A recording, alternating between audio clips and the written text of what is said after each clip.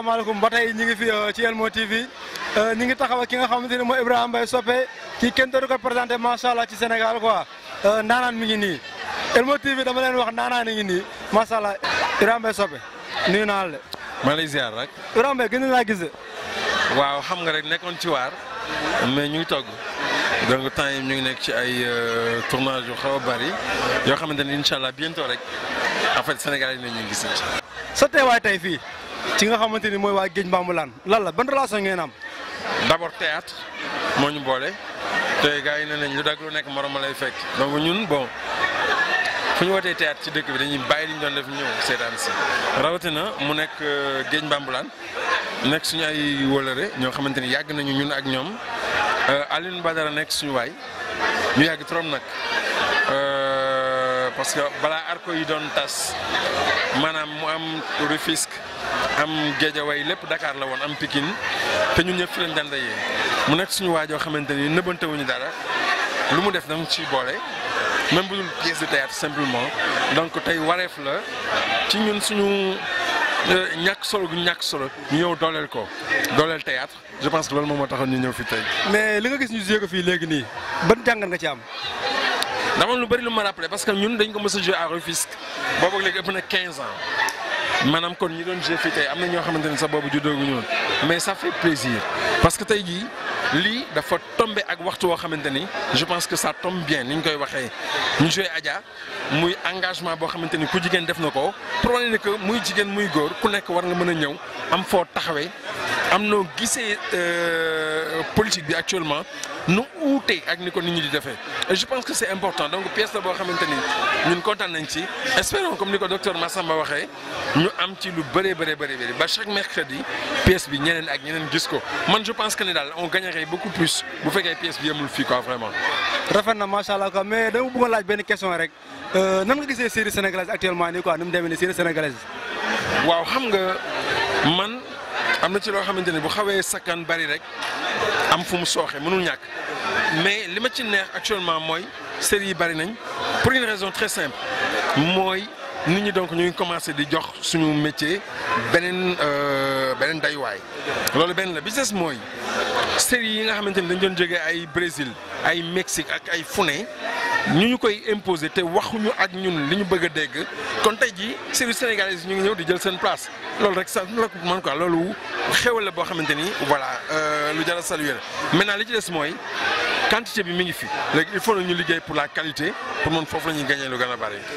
Ibrahima Mbaye Sopé jaajëfal nañ la bu baax a baax lan ngay tàggatoo. di ñaan et puis di la féliciter bu baax a baax wax nga ma sànq cofeel bi yaay booy amoon ci ñun. yal na yàlla xaaree ko ci àdduna gën a kawe. amiin amiin di la wax ne ko aussi bëgg nañ di leen encourager bu baax a baax en tout cas ca kaw. merci beaucoup kon gars yi ñoo ko déggandoo ba tey tamit ñu ngi si biir dañuy demaat de. suñu série sénégalaise yi daw ci télévision yi ñoo ko jàngatee. Bon, je ne voudrais pas préjuger ni juger mais àdduna dafay dox.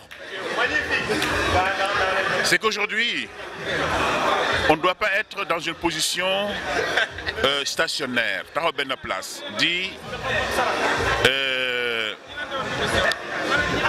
jouer comme l'ont fait nos anciens. Le monde change, les mentalités changent en fonction évidemment des changements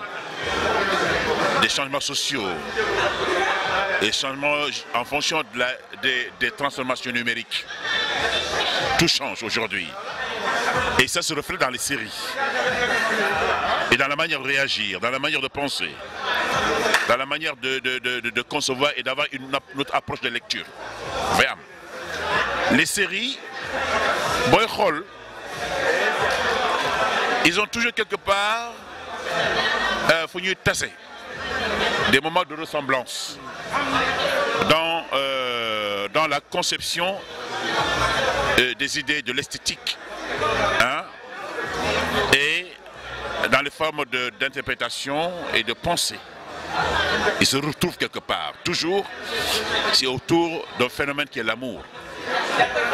L'amour, au véritable sens du mot, l'amour charnel. Et des formes de trahison, des coups bas, des meurtres, des assassinats, Voilà, au sein du couple, au sein de la famille. Voilà. Peut-être que les approches sont un peu différentes, mais se retrouvent toujours au sommet et parlent le même langage. Les séries, c'est ça. Alors, et ce qui se vit dans les séries sénégalaises et ce qui se vit exactement dans les autres séries qui sont à l'étranger. Vous regardez Nollywood, hein, c'est exactement la même histoire. Si on regarde les Nollywood, voilà. Quand vous regardez les séries brésiliennes, c'est pratiquement, on se retrouve pratiquement autour des mêmes histoires. Quoique, peut-être, il y a une dose de culture qui appartient aux Sénégalais, qui exprime son jeu, ses émotions en fonction de sa propre culture. Mais le fondement textuel et scénaristique, c'est pratiquement la même chose. Vous voyez. Mais je voudrais quand même féliciter tous ceux qui se lancent aujourd'hui dans les séries. Donc, il n'y a pas barne. Ça mérite d'avoir quelques corrections. Mais contrairement à ce que certains pensent, que les séries ont un aspect négatif, moi je ne pense pas ça. Moi je pense que c'est quelque chose de bien.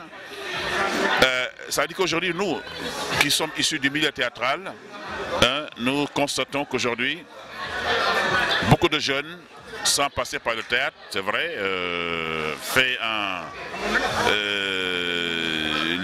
peut-être le théâtre n'est pas un passage obligé pour eux, pour aller faire du cinéma ou de la télévision. Mais pratiquement,